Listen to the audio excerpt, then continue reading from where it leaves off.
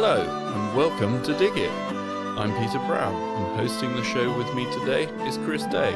Hi Chris. Hi Peter. Today on Dig It we delve into the world of garden pests and diseases with our special guest Andrew Mikolajski. Andrew is an RHS judge and prolific author of over 40 gardening books, including gardening consultant on the recent editions of the RHS Encyclopedia of Gardening. So Andrew, welcome to Dig It, and where do we find you on this, sort of glorious summer's day? It's hardly glorious here, actually, Chris. It's rather overcast. Looks like rain's going to come. I'm at home, of course, but this afternoon I'm headed off to the NEC, the Gardener's World show, the annual show. So Wow. Looking forward to that. Lovely. That was a nice big event. So I'm sure your latest book, Who Ate My Plants, will strike a chord with our listeners. How did you approach writing this book? That's a good question, actually. When the publisher approached me, my first question was, well, how are we going to illustrate it? They said, oh, no, we're not having photographs. Because a lot of books on this subject, they tend to be rather formulaic, as you probably know, a bit like medical dictionaries. You know, there's a picture of the pest or disease and description. They didn't want it like that. They wanted something that was a bit more that you sort of pick up and read. So it's meant to be a book that you read rather than just use as a reference book. And it's meant to have a kind of flow to it, a bit more joined up thinking perhaps than in other books on this subject. So that's it. And it's meant to be rather chatty, and they wanted humorous. So it's meant to be humorous. It has a humorous take, but with some serious information in there. And certainly, to me, I had a good read through, Andrew. It's very much a dip in, dip out book, isn't it? And that's the thing you're saying about reference books. And I think that's the thing. You just want to get your information, your bite-sized information there. So it works really well. And I think the illustrations are great fun. They work nicely. Yeah, it's cute. And Andrew, the book obviously covers a whole range of pests. Which ones are your most annoying pests? And where do we start with pests? Well, I think the thing to always bear in mind with these things is that no 2 years are the same. That's true. It's just because the weather's different every year. You can never guarantee what's going to be a particular problem from one year to the next. I mean, obviously, I think slugs this year, because it's been so wet, has been a particular issue. But in the previous couple of years, actually, they've hardly been a pest for me at all. So it does very much depend on what's happening with the weather. Oh, most definitely. I know my sunflowers this year they're about 2 foot tall, and they got attacked by slugs, and all the leaves have gone off them now. It's just so annoying. But very frustrating. They've had a nice meal, and I suppose the benefit to that is obviously the blackbirds and the thrushes will no doubt have a bumper year this year. Quite. There's always a plus side as well with these things. Definitely. In your book, Andrew, you do cover, obviously, the seasons, and I suppose, as you said, we've already indicated, we've had, obviously, a very wet season so far. But is there a better, or in your experience, a better or worse season to sort of tackle our garden enemies out there? No, I mean, these things tend to come in waves. You really have got to keep your eye on the weather and what's going on outdoors, because certain conditions favour particular pests. If it's a hot, dry summer, you find that some can have 2 or 3 generations, some pests can have 2 or 3 generations. You've got to plague them. But diseases may not be so problematic. If it's very damp as it has been, then you're going to have a lot of fungal diseases. What you always have to bear in mind is that a lot of fungal diseases are actually carried in rainfall. So whenever there's a shower of rain, you've got potentially a fresh load of disease entering the garden. So you've really got to keep your eye out and look at that weather and see what's going on. You've got to be vigilant, basically. Is that how potato blight spreads?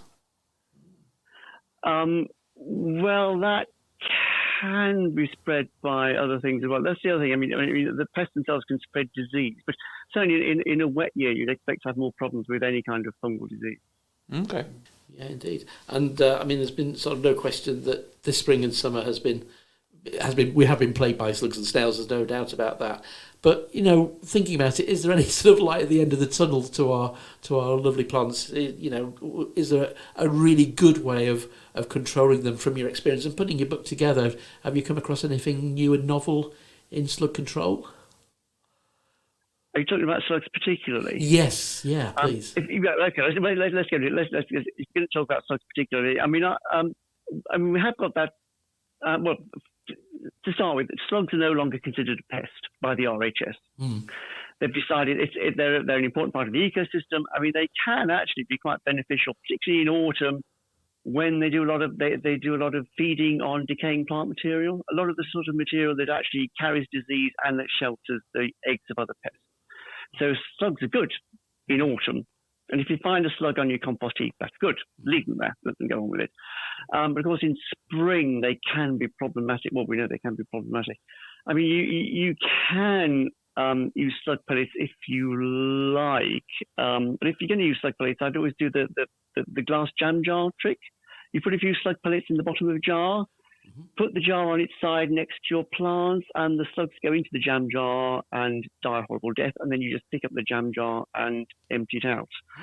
That means that the poison, because it is a poison, isn't in contact with the soil, which can only be a good thing. I mean, you can use that parasitic nematode. I've used that, but the conditions have to be absolutely right for it to work. I mean, it is effective, but it's quite expensive and all said and done. I mean, in my own garden, actually, I've had most success actually with using sand. Just a layer of sand around plants, that will deter the slugs because it's the dryness they don't like. But obviously, you do need to keep replacing it because it tends to leak into the soil. But certainly with things in pots as well, a layer of sand, good deep layer of sand around the top will keep the slugs at bay.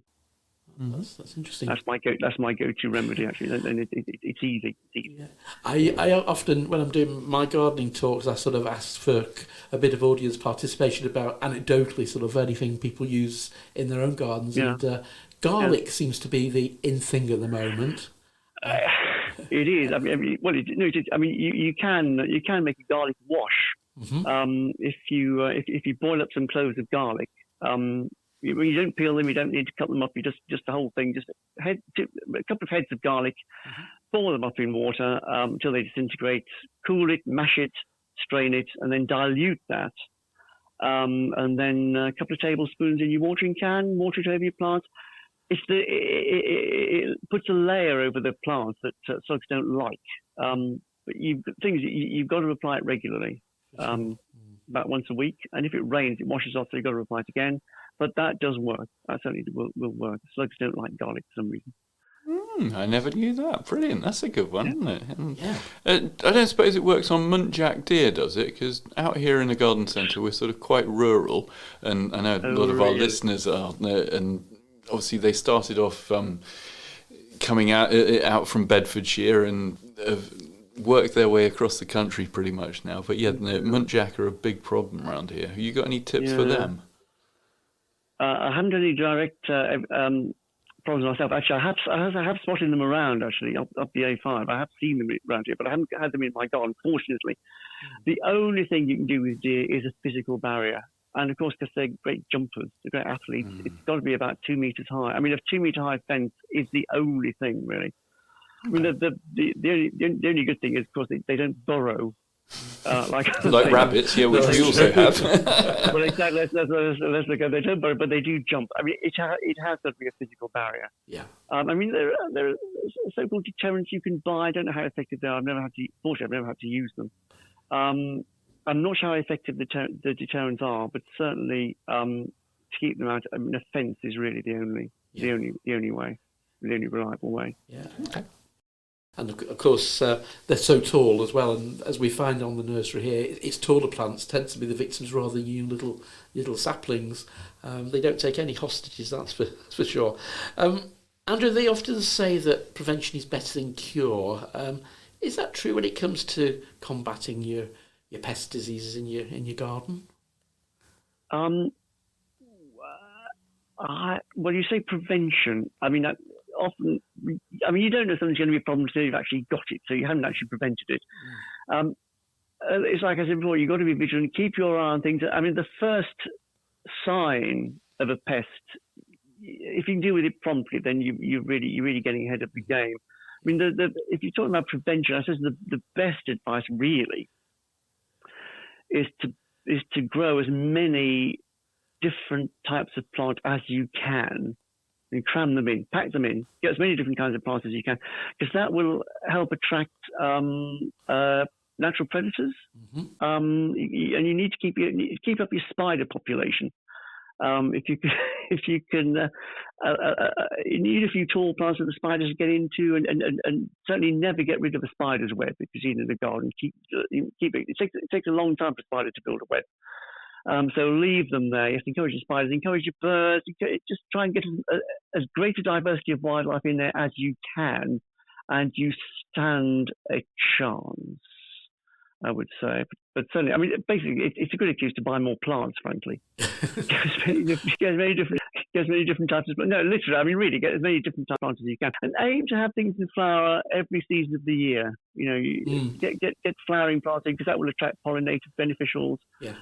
Just keep up. Really, it's about creating a diverse ecosystem. And I think these days we have to accept there will be some damage by pests and disease. But if you keep that, we're talking about biodiversity a lot. If you can keep that good mix of plants, then you stand a chance of attracting predators as well as the nasty. Yeah, no, I think good advice there. I suppose we're all striving that now with our sort of idea of keeping our gardens sort of more sustainable too. Exactly. Yeah. Which problems did you come across when you were writing your book, which required perhaps a little bit more research and maybe a little bit of soul searching? Well, the ones that need the most research, but actually the ones that perhaps aren't particularly garden pests. Things like the oak processionary moth. Oh yeah. Which is the oak processionary caterpillar, which is a particularly bad pest of oak trees. The thing that what makes it so bad is that it's actually toxic to humans. And this is one of these diseases, one of these pests that's actually notifiable. I mean, just to explain to people, this is a moth that was imported on a consignment of trees that were brought into Kew Gardens. I think they came from Holland. And this is a particularly nasty pest. It's the caterpillars that are so nasty. You probably see nests on trees. They sort of look like sort of bags of caterpillars. Around this time of year, sort of April, June sort of time, and the caterpillars emerge at night, and they process around. Now, the thing about these caterpillars is they're covered in these stiff hairs, and if you come into contact with one, it can cause anaphylactic shock. They're really nasty. So if when you walk into a bit of woodland, if you see a nest on a tree, these caterpillars, please do not poke it, and you need to inform DEFRA, and they'll come along and they'll deal with it for you. It is a particularly bad thing. Not seen in gardens yet, but it will be spreading, and it is particularly nasty. And the other thing that perhaps you'll know as a nurseryman is that all nurserymen here is Xylella fastidiosa, which is a bacterial disease of actually olive trees. But if it finds its way, it's been prevalent in Italy, Portugal, and parts of South America, where it attacks sort of coffee crops, olive crops. But if it comes over here, it can affect a whole range of ornamental plants as well, and we have no cure for it, and it really is particularly nasty. We haven't seen it here yet, but the fact that it's in Europe means that it may well find its way. So again, that's something I don't want to worry people too much, but it is something we need to keep our eye on. These are the things that we need to worry about. The things that they're actually going to have an effect on people's livelihoods. Indeed. Or people's health. Actually, they're the worst, I think. Yeah, I mean they're almost describing Xylella as the plant equivalent to foot and mouth if it affected a business. So the implications and the ramifications would be horrendous. So, but I think the PR message of Xylella is getting out there. Certainly, it's been mentioned quite a lot on TV. I know good old Monty Don's mentioned it a couple of times. So it's getting out there as a message, and certainly as a garden centre, we promote the fact that we don't sell olive trees for that reason. That we're very conscious that if this disease got into the UK, it could be disastrous. Yes. Yes, exactly. It may yet find its way in on things like those pots of rosemary or lavenders that you see sometimes in supermarkets sold as food plant. Because I think there's different legislation covering those. It may yet find. So we've got to be vigilant. We've got to be vigilant, basically, as you say. Yeah. And be careful about buying plants. And I'd actually encourage people not to be tempted to buy plants abroad and bring them over. That's a pretend, bring them back home. that's a potential way of bringing disease into the country. So absolutely, we need to get that message out there. Yeah. And certainly one in Northampton I've noticed recently is the box blight and the little green caterpillars that you see on that. Have you come across that much recently? Box blight. Now, I haven't had a problem myself with box, but I know people in my village who have.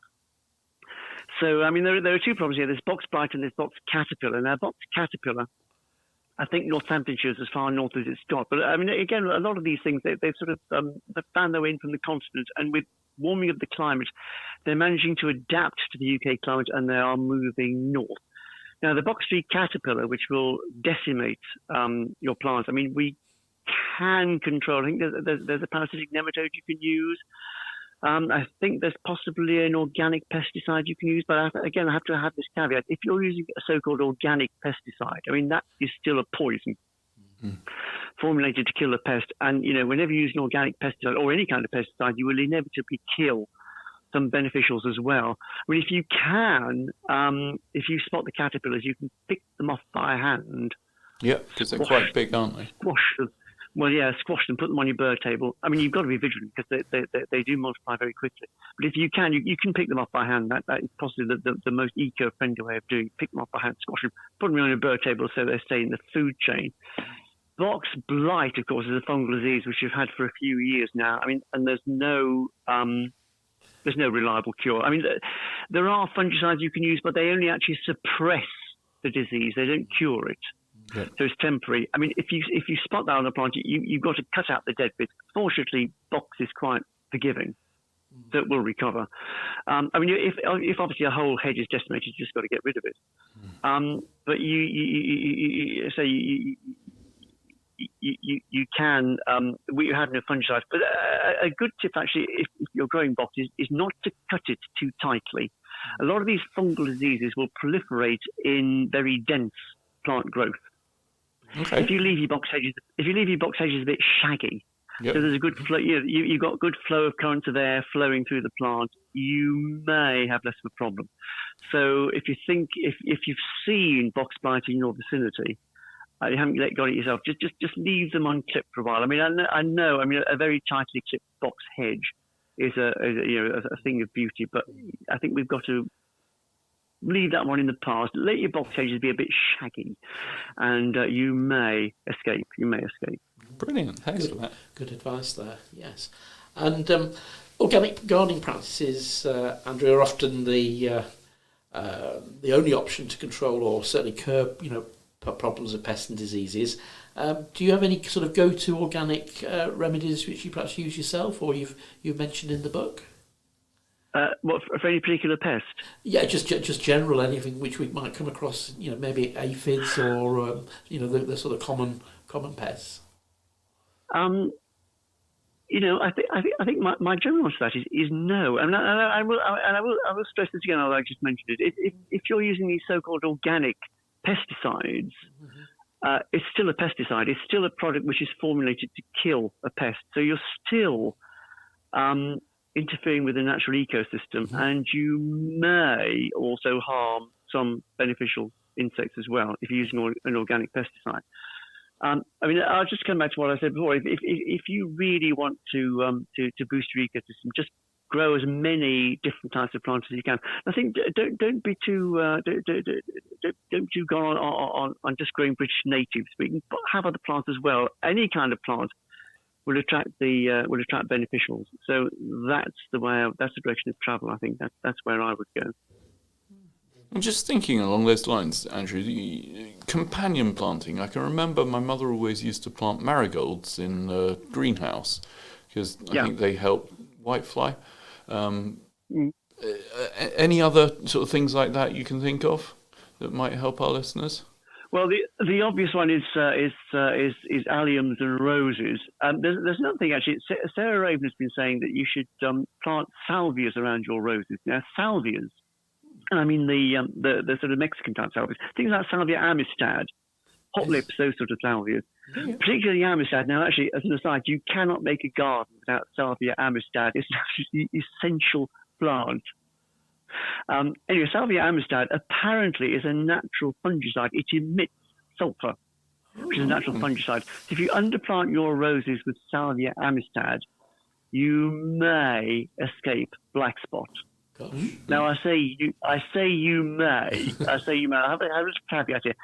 I mean, these salvias. I mean, they do emit sulfur, which is a natural fungicide, but of course they only emit it during hot, dry weather, when you're least likely to get black spot. I mean, obviously you get black spot if it's a wet summer. Actually, to be honest, I mean, my roses are already succumbing to black spot. It's been so wet. So if it's wet, the plants won't emit their sulfur. But it's a nice idea. But again, I come back to what I was saying. I mean, the thing about, you mentioned companion planting. We sometimes think of companion planting as referring to specific combinations of plants, which it does. But I think if you park that to one side and just think of having as wide a diversity as you can of different types of plant, then they will sort of tend to support each other. Yeah. That's good. I'm so pleased I'm growing Salvia amistad this year. I'm like that. You can't make a garden without amistad. I mean, I would say before, it calls me a Lucifer. There are certain plants you simply have to have, and that's one of them. Most definitely, yes.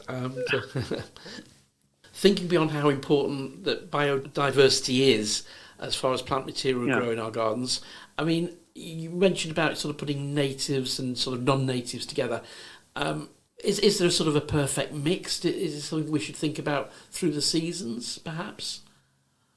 Perfect mix. I think your aim should always be that you've got something in flower every day of the year if you can.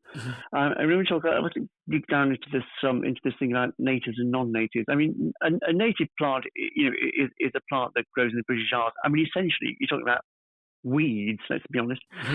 I mean, a good stock of them, there are plenty in my garden, and let me tell you, a good supply of British natives is fine, but obviously British natives will attract 100% of native wildlife. But actually, plants from the Northern Hemisphere, by the Northern Hemisphere, I mean, plants from Europe, plants from Central Asia, plants from China, plants from North America, have a good mix of those, and you'll still attract 90% of beneficial insects and wildlife. So, you don't need to worry too much about exotic plants. And the thing about if you think about very exotic plants, things from Southern Hemisphere, things from South America, things from South Africa, things from Australia, which you think couldn't really attract beneficials, up here in Northern Hemisphere. They're very valuable in that they tend to flower at the back end of the year. Things like all those lovely those autumn bulbs you get from South Africa, all those sort of Australian things that flower sort of in October, November, maybe into December. They're very good at actually providing a pollen source for any kind of late insects that may be around. So cast your net wide when you're choosing the plants, and don't be too concerned about British natives. I mean, it's great to have them. Yeah. But we can have other plants as well. And again, I say it's a great excuse. It's a great excuse for just buying more plants. Definitely. We don't need any more encouragement. But just get out there and buy some more plants. I can remember a few years ago when I was in charge of buying the seeds that you guys started putting this plants for pollinators message across seed packets and endorsing the little bee. And the RHS has been pushing that now for quite a long time. Do you think as a nation we are getting better at sort of leaving wild areas for pollinators and nature to come back? How do you think as a nation we're doing? I think there's a way to go yet.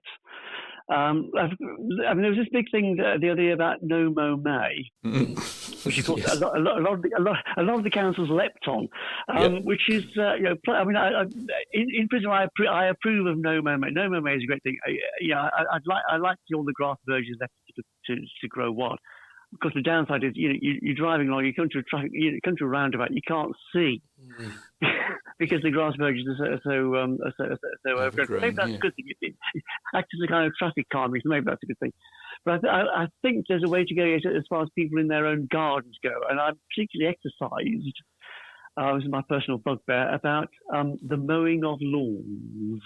Okay. I see a lot of lawns that are mown actually quite tightly, and once or twice a week. I'd really like to encourage people to mow their lawns less often and maybe have the blades a bit higher.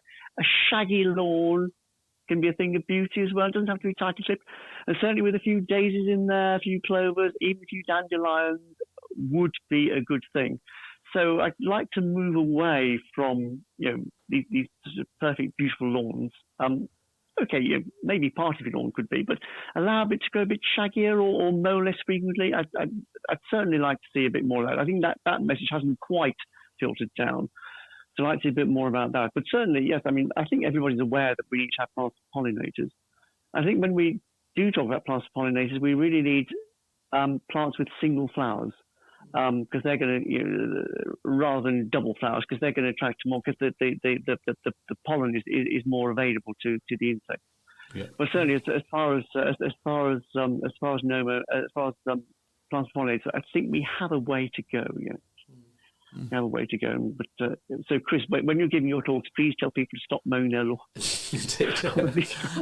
I'll get the barrage of those people who like their pristine lawns are not going to be impressed, and that's the problem.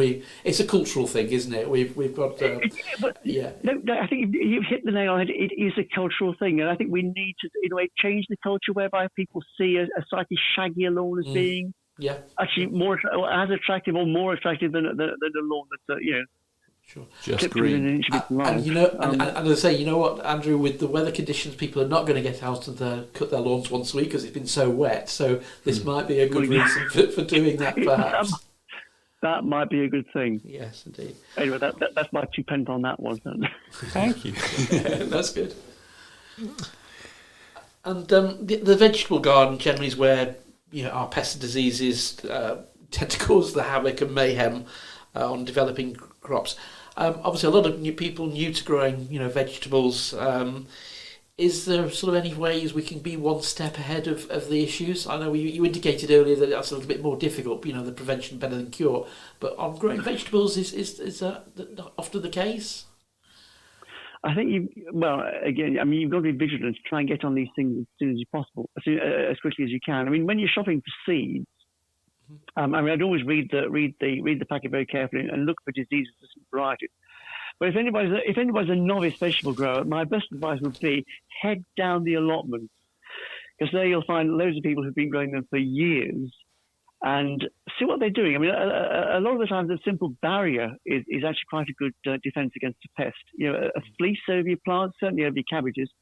Fleece over your cabbages is quite useful, but physical barriers are the way we're going.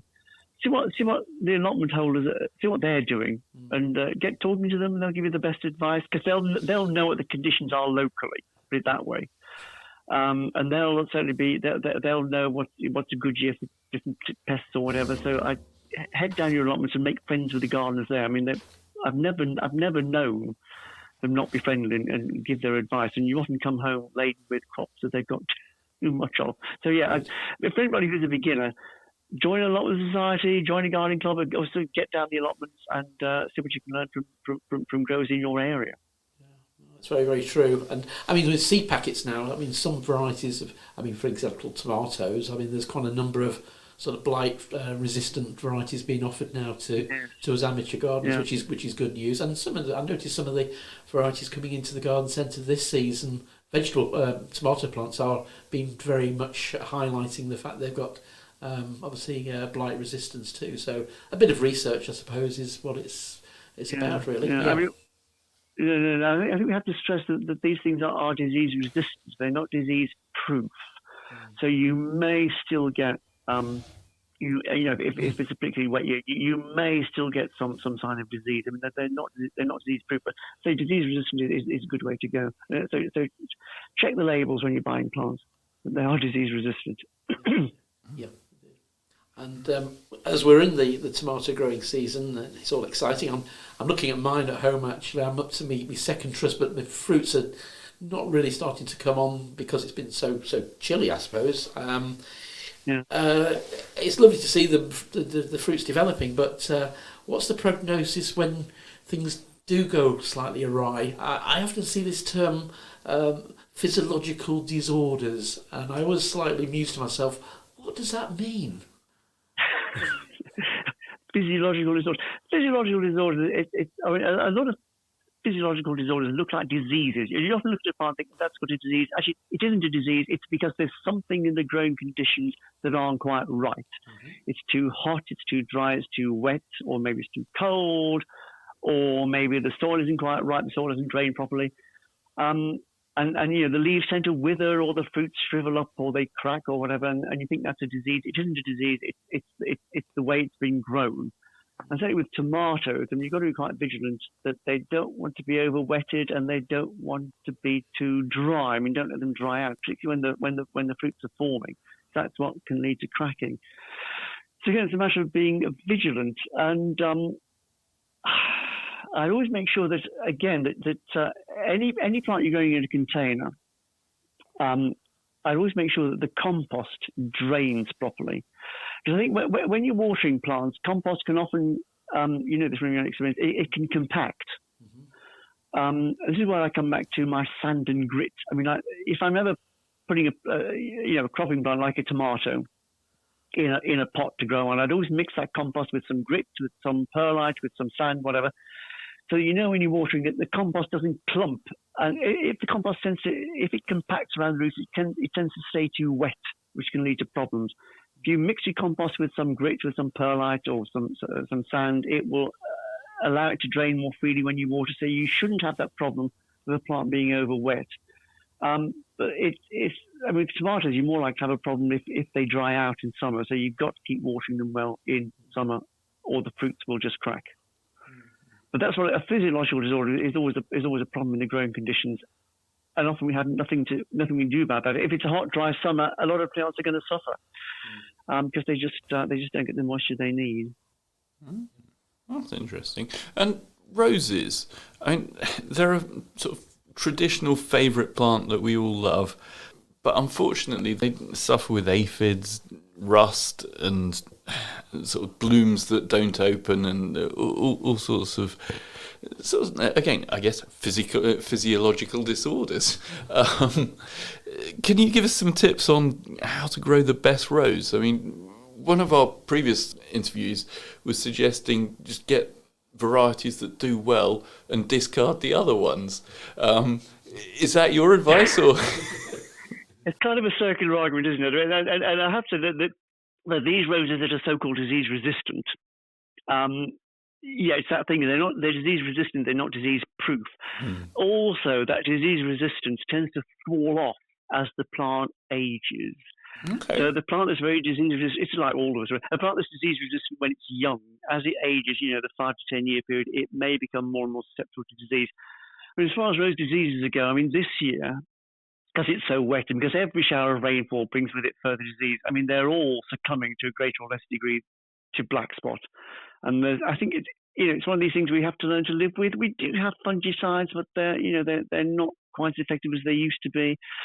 And again, it comes back to this physiological disorders to do with with the weather. If it's wet, if it's very wet, you're going to get a lot of black spot. You're going to get a lot of black spot. If it's dry, then maybe the flowers aren't going to form properly.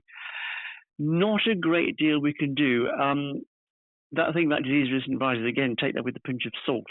But I think if there's a rose you really love, persevere with it. I mean, they are forgiving plants. And if, say, one year the blooms aren't quite perfect, you can always prune it following spring and keep your fingers crossed. It may perform better in following years.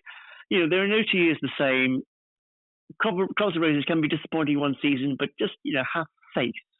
And just hope that it'll be a better year next year, and they'll perform to their best. So we have to be, as gardeners these days, have to be a little bit more tolerant to these garden problems. There's not always a lot we can do. Okay. I was going to say, Andrew, in view of the fact we've had obviously such amounting amounts of rainfall over the last 18 months, does feeding have an impact if we keep our plants that little bit better fed? Will that help? Certainly with the diseases, will that help keep the plants in a better state to fight the problems? Are you thinking about roses specifically, or plants just in general? Plants in general, I think. I'm not sure what the answer to that is, Chris. Because if you're feeding your plants and it's wet, you're possibly encouraging a whole lot of sort of quite soft growth that may be more susceptible to disease. I'm not sure. Yeah. I'm not sure. No, I'm not sure. I'm not sure. Yeah, I always sort of think that certainly with like the tomatoes, a high potassium feed is good, only because it obviously encourages the plants to produce their wonderful flowers and the fruit. But also, like the RHS have suggested that potassium is really good for hardening up plants as well. So I just wondered if there's any truth in that. Well, no. Let's just delve into this now. You talk about potassium. Potassium is very important for good flowering, good fruiting. Mm-hmm. Which is why if you pick up a bottle of tomato feed and you look at the label, you'll see it actually has quite a high potassium content. The way I tell people to remember this is if you think pots of flowers, pot is for flowers, potassium for flowers. And of course, fruits follow flowers. So you never forget that for flowers, you need potassium. So you need a good potassium feed for your tomatoes, for your hanging baskets, for all these flowering plants that maybe you're growing in containers. Give them a good dose of potassium throughout the summer. Now, when it comes to the back end of summer, we're talking sort of August, September, if you've got your plants that sort of borderline hardiness, things like maybe your Provençal lavenders, probably maybe your fuchsias. If you give them a good dose of potassium in late summer, early autumn, in August, September time, that can actually firm up the growth and help it get through winter. Right. That's the advice I normally give. But again, you keep your fingers crossed. Who knows what the winter is going to bring? You don't know whether it's going to be a mild winter or a hard winter. But certainly, a dose of potassium can actually firm up that growth on plants that are sort of borderline hardiness. Those things like your penstemons, your Provençal lavenders, maybe your hebees. Anything you think is a little bit dodgy in the sort of shrubby or sub-shrubby line, give it a good dose of potassium in late summer, autumn, and that may help you get through the winter. Perfect. I stress the may, because you never know with this gardening. No, that's good. That's all good stuff. Do you have any other sort of good tips or master plans on how to combat pests and diseases, or anything? Any tips that are sort of your general go-to things you do each year with your garden or your house plants, maybe to help them get through the hard times? Other than being, you've got to be vigilant. What you always have to bear in mind is that no 2 years are the same. Yeah. And so you'll keep your eyes. And but I come back to this idea of growing as many different plants as you can, and different plants at different levels. If you've got shrubs or trees, put some clematis to grow up them. Fill that garden with flowers. Just get as many flowers in as you can, as many different plants in as you can. It's very difficult to be prescriptive because our climate is so changeable, so variable from year to year. You never know what you're going to be confronted with. I mean, the single best bit of advice I can give to as a general rule is start your slug control early. February isn't too soon. Even if you haven't seen much sign of any damage in February, slugs tend to get busy in March, April time. When we get this sort of mild spring weather, you get these sort of downfalls, a lot of rain in spring. If you start your slug control in February, you stand a chance, because the slugs are already, when I say active, they're already breeding in February. If you can sort of start your slug control early, then you stand a chance. Don't wait until you've actually seen the damage. That's good stuff. And we indicated a little bit earlier on, Andrew, about using biological control for slugs. Have you used any biological controls yourself, or come across any good experiences using it in the garden? I have. Let's explain what biological controls are. Biological controls are this method where you introduce a predator into the environment that will control the pest for you. I mean, with slugs, it's as a parasitic nematode, so you water it around the plant. This nematode, which is a microscopic thing, the slugs ingest underground, and then the nematode eats the slug from the inside out. I have used it with success. It's expensive, but it does work. I've used there's a similar thing you can use on vine weevil, which of course is a plant that tends to attack a pest that tends to attack your plants in pots over winter. You can apply that in autumn on your begonias maybe. That's effective. The other great biological control is ladybirds. I mean, if you haven't got ladybirds in your garden, you can actually buy the larvae online. You can actually buy the adults online. They arrive online. They arrive, then you release them into your garden. They can be successful, but the thing is, of course, the pest has to be there to start with. Otherwise, there's nothing for the predator to attack. So you always have to. There's always some damage to start with, and of course they don't. Biological controls, they never eliminate the pest entirely because they've destroyed their own food source. Yeah.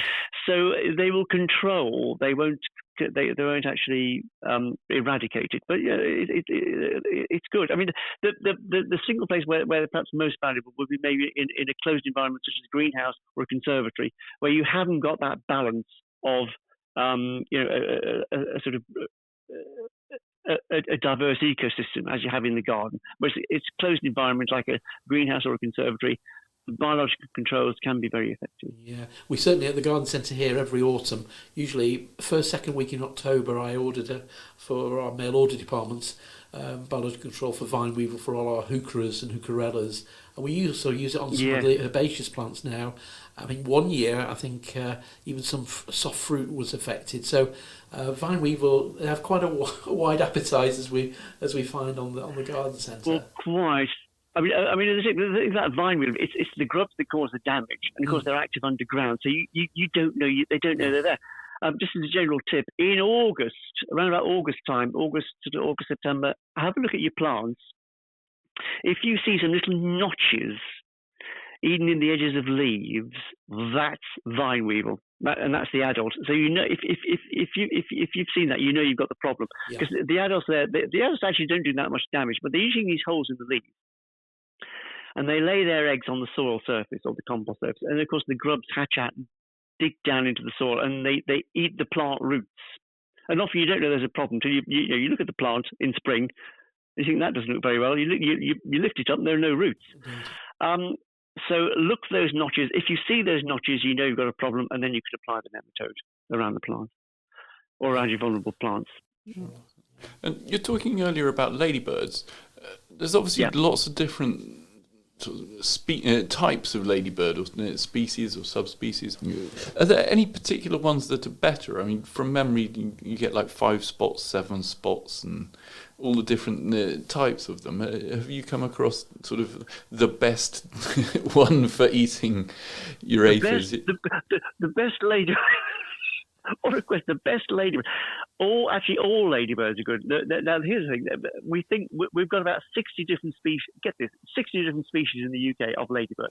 Wow. Okay. Now there's this whole thing about ladybirds were coming in from abroad, weren't they? There was this huge panic that they were going to destroy our own ladybirds. Right. It turns out that actually they do the same. These foreign ladybirds, they do the same job as our ladybirds, but they can outcompete our ladybirds. Right. So our ladybirds are in decline. It's difficult to make a judgment on this, and I don't know which ladybirds are the best. So it's a bit like the grey squirrel.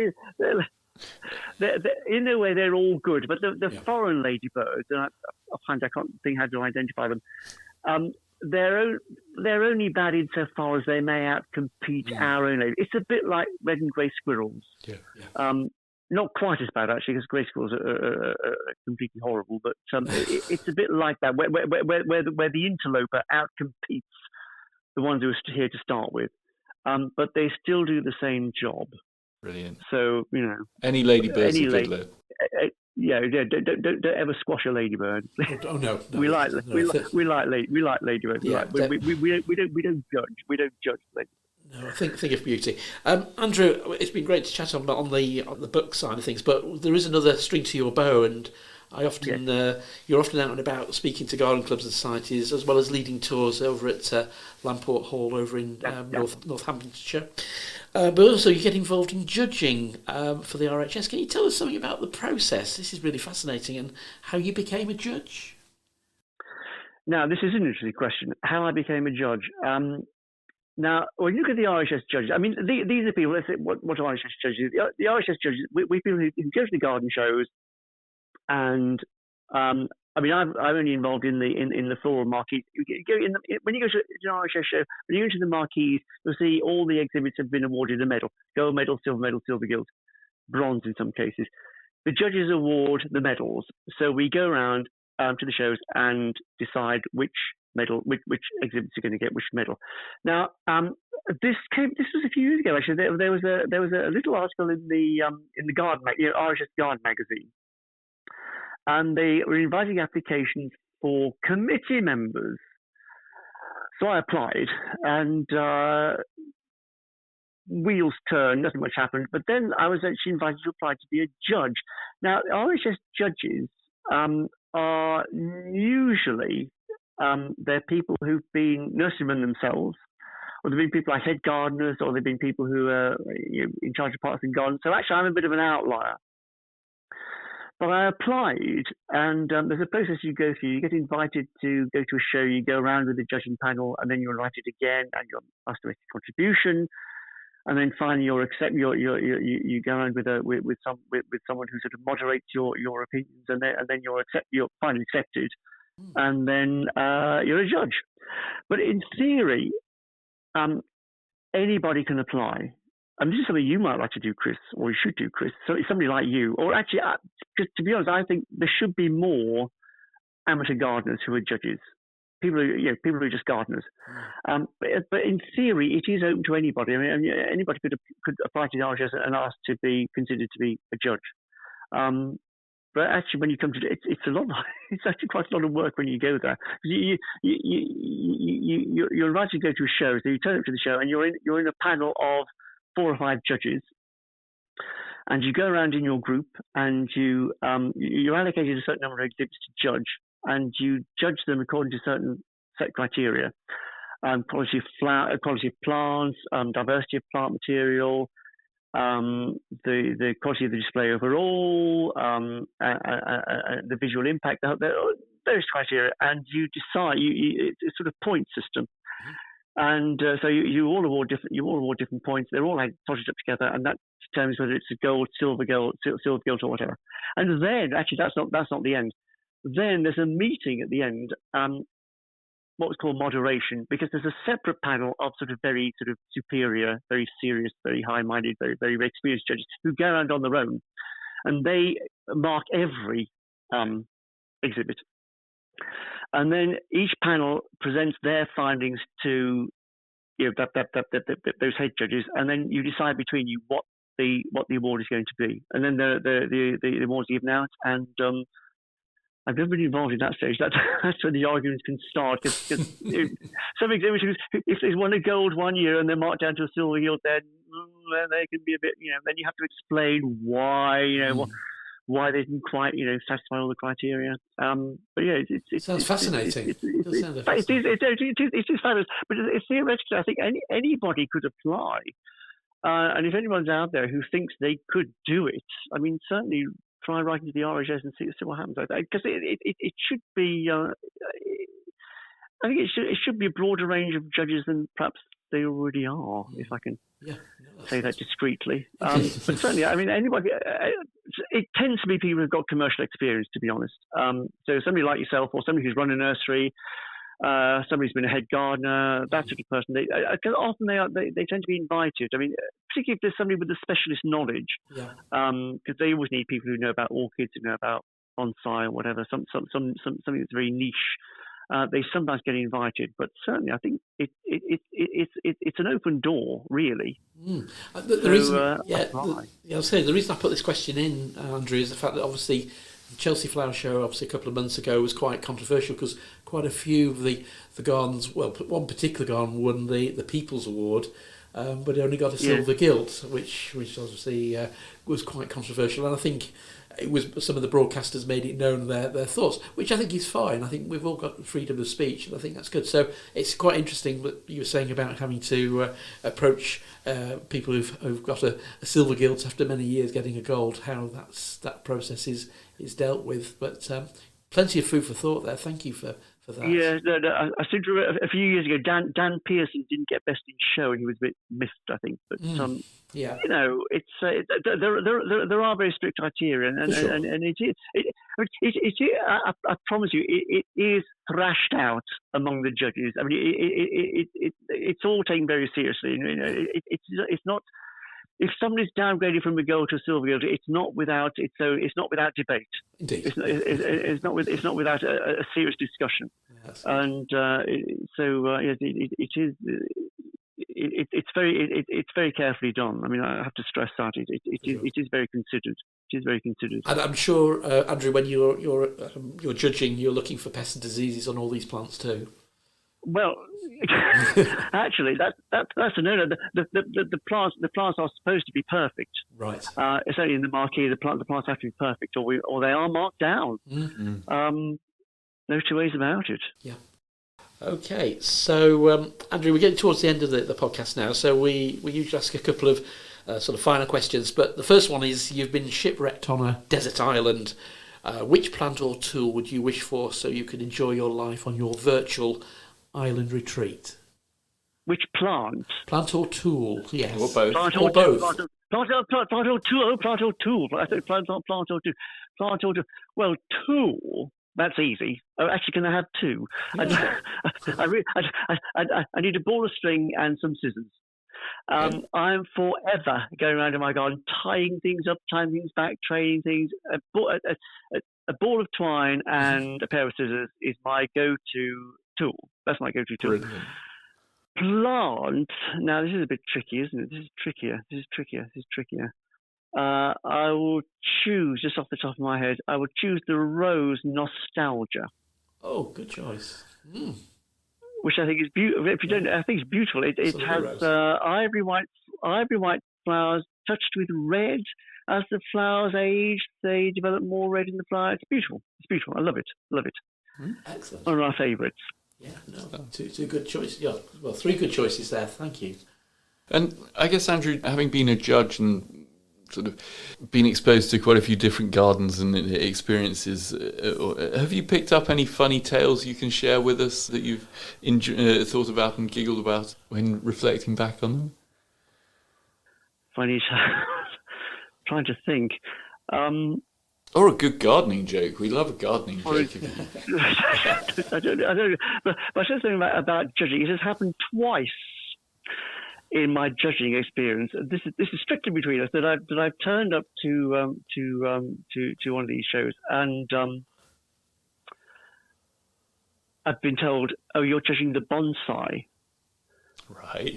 And my heart sinks. I think, well, I don't know anything about bonsai. Now, fortunately, I've always been in a judging panel where we have an expert on. This is why I say that they're always looking for experts.